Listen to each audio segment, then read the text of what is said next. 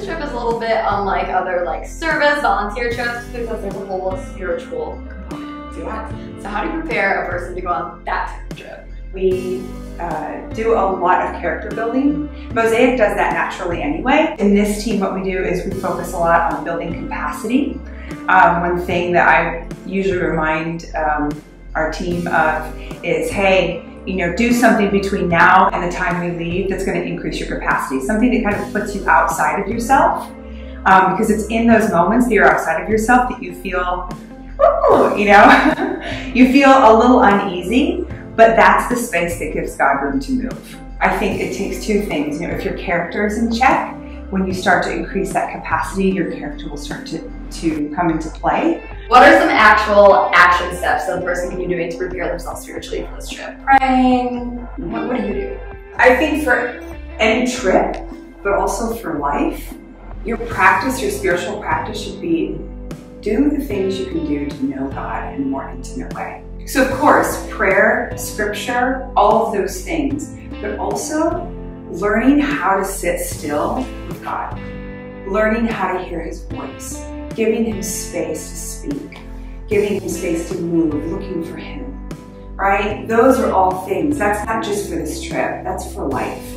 We want to be so in tune with the Spirit, so in tune with what God's saying, so in tune with where He's moving and what He's doing. Fasting is another spiritual component we've done in the past, preparing for Malawi. Can you explain like what that is or why we do that? Fasting, in my mind, is removing something from your life that could possibly blind you or block you from having a clearer hearing from God. It's just removing that thing that you're sort of consumed with or addicted to, in a sense, and just so when you have the absence of that thing, you can hear God a little more clearly. On trips like these, sometimes you might see things that are upsetting or it might be hard for you to like walk through these things. How do you prepare a person to go through that? I think when it comes to personal relationships with people, there are ways to it all sort of relates back to character for all of these things. But you know, in that instance, there are practices you can do, like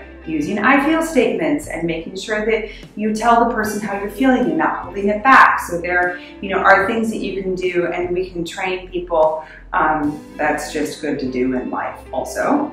You know, for other things like, hey, I'm tired and I want to give up right now because I've been in the village for 6 hours and I'm dirty and I'm gross and you know, just a lot of stuff is coming at me. Okay, so in that instance, that's a capacity thing. And then I need to do my spiritual practice, the thing that I've been working on to increase my capacity to get back in the game. Honesty is a big thing, being really transparent with your team, like here's where I'm at.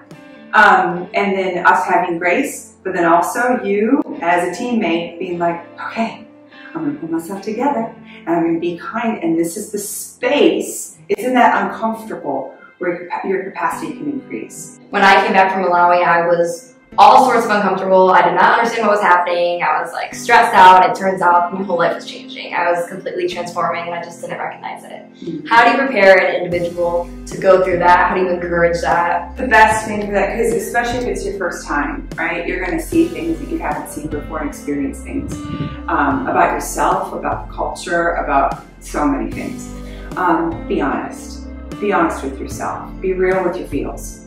You know, that like I'm in this right now and like this is sad and I need to like be honest about that. I think that whenever you're experiencing something that is new, just honesty. And that's why preparing the team to be close with one another is so important. So I can say, hey, I'm having a tough time right now.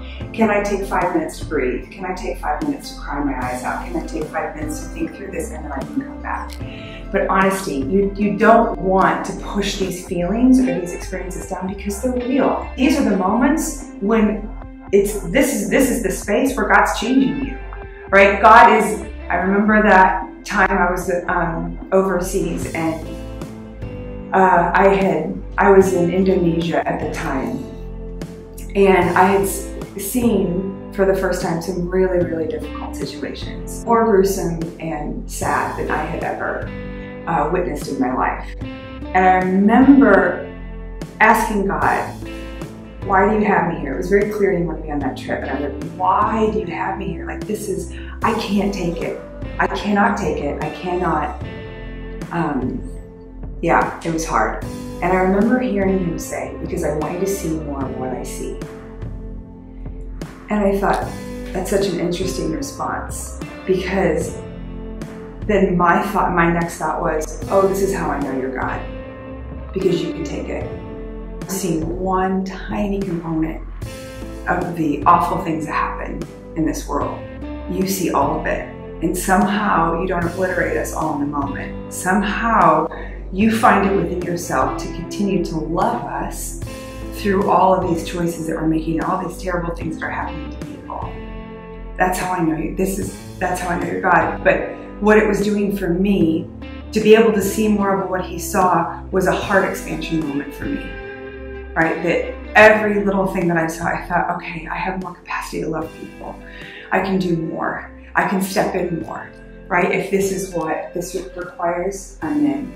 So how has global work, how has Malawi changed and affected you? When I'm outside of my comfort zone, it gives a lot more room for God to move. I need him to show up desperately because I'm so incapable in so many of these instances. And this last time, well, it was a couple times ago, but each year I say, how can I make the way that I move with God in these different spaces where I'm so outside of myself, how can I bring that and live by that context back here in the US? It sort of sets the standard for me, right? If I'm seeing God move there and it's so outside of my capability, I want to do that here. How much more could I do with God? How much more could we do with God?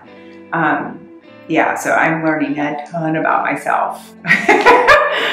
Yeah. Every trip. Every trip. And all the little nooks and crannies where I need to grow. Yeah. And why do you love Malawi? What about Malawi? The people. The people of Malawi are so kind. They are just so gentle and warm. Malawi is known as the warm part of Africa, and I can see why. They're just warm and welcoming and loving and open and just sweet. Other things I love about Malawians, I love their sense of time. I remember one time we were sitting at Chief's house, and you know, oftentimes when we would show up, we'd have agendas. And we would show up and be like, this is what we want to accomplish. What do you guys think? What's your list? You know, let's exchange lists and let's get to work. And there was this one day when one of the chiefs invited us over for chicken dinner, and as we were sitting there, he said, you know, it's so wonderful to have you all here without an agenda. And we spent the whole afternoon like playing music and sharing photographs of our families and talking about our lives and just sharing stories. And that time was so meaningful for everyone. It was like, it was a check for us to be like, hey, slow down and be relational and be in this, be present in this moment. What draws you to this? And why do you love it? Why do you keep going back? I've been doing global work for quite some time, about 8 or 9 years now. There's something about getting outside of the walls of the US that I can breathe a little more. When you are sort of removed from your own comfort zone and see more, again, of what God sees and just experience his love and his beauty. But to simplify, love is the driving force, right? We love people. I love people so much each and every day. I believe in people. I believe that they can be better. I believe that they can become their best selves. I believe that in people. So I just want to know more people. And there's something about being in a culture that's so different from yours and learning how to relationally partner with people like that. I learned so much about myself. I learned so much about them. I learned so much about friendship. I learned so much about how to partner and posture myself more appropriately and so on. There's just relationally, you get to see more of God's people and what they're doing, the amazing things that they're doing in the world, you know? And then we get to create beauty together. I mean, is there anything better?